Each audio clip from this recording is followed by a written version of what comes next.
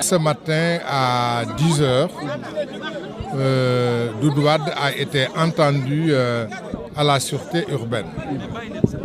La première chose peut-être qu'il faudrait dire, c'est qu'il était accompagné de ses avocats.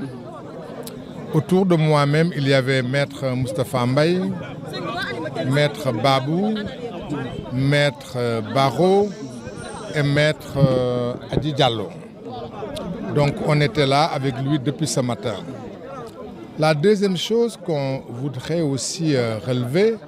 pour informer l'opinion,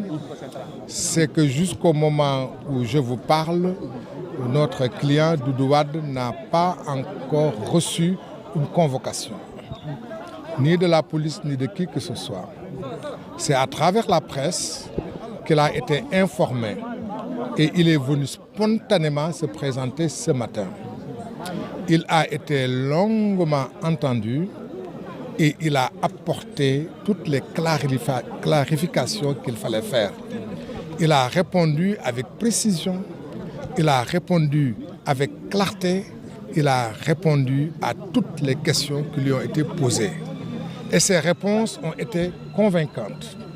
Et il s'est expliqué sur les propos qu'il a tenus et qui lui étaient reprochés. C'est des propos que vous connaissez tous qui ont été tenus lors d'une émission. Il s'en est expliqué et à la suite de ces explications, on n'a jamais été aussi clair. C'est pourquoi, à la fin de son audition, on lui a signifié pour le moment de rentrer chez lui et de se mettre à la disposition de l'enquête. Étant entendu que dans une république, dans une démocratie, tous les citoyens sont à la disposition de la justice et de l'enquête. Et de ce point de vue-là, il est à leur disposition. Étant entendu également qu'aucune interdiction ne lui a été signifiée, aucune contrainte à sa liberté d'aller et de venir. Il peut aller où il veut, il peut faire ce qu'il veut. Donc pour le moment, on retient qu'il a été entendu, qu'il a répondu aux questions qui lui ont été posées et qu'il rentre tranquillement chez lui. Et maintenant ci wolof ci ay baat yu gàtt dañuy wax ne Doudou Wade ànd ak ay avocats yi ñu ràññee ci maître Moustapha Mbaye, ñu ràññee ci maître Baro Aboubacry, maître Babou, maître Adja Diallo ak man mii ñoo ànd ak moom fii depuis ci suba depuis 10 heures ba léegi ñu bàyyi ko mu ñibbi. May wax ne bi jiitu ñu bëggoon ñëpp xam ko te mu leer ci ñëpp ba tey jii ñuy wax ak yéen Doudou Wade jotul convocation du ci këram du ci faneen du liggéeyukaayam du fenn foo xam yónnee nañ ko convocation ci presse bi la dégg ne ñu ngi koy woo di ko wër moo tax tey jii ci suba mu décidel boppam ci lu ko kenn laajul waaye su ko defee dafa fekk ne dafa am fu mu teg réew mi dafa am fu mu teg police dafa am fu mu teg institution yi moo tax mu ñëwal boppam di tubaab di wax spontanément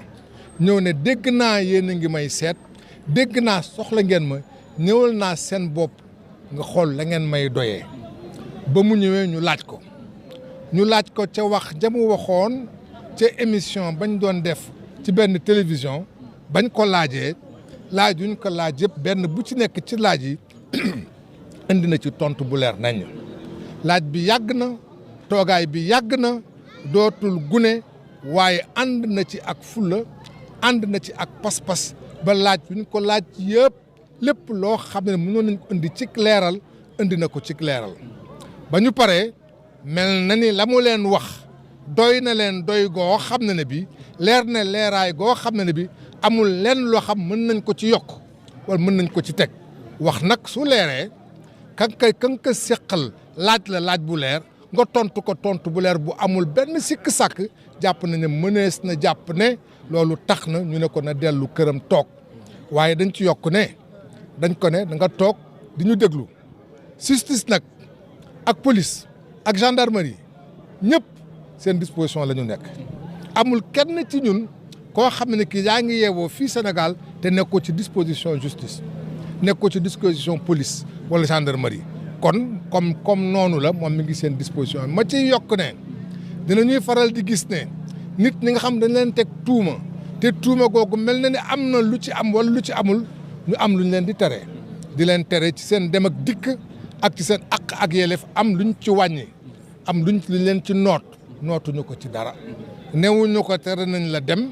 newuñu ko tere nañ la génn newuñu ko tere nañ la tukki wala nga toog kon jàpp nañu libre na mu nga këram ba saa ñu ko soxlaatee suñ ko way mu wuyu si leen merci. Voilà. benn kàddu bu gàtt rek pour d'abord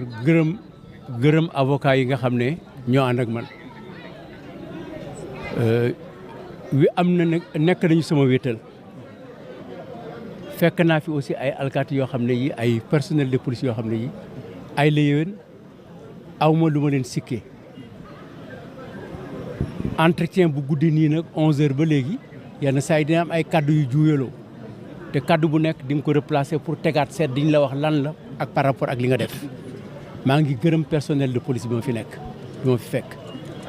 par contre maa ngi gërëm sénégalais yëpp maa ngi gërëm ñi ñëw fii ak ñi ñëwul ñi bind ñi wax ñi envoyé message man yëg naa ne tey amel naa bor Sénégal.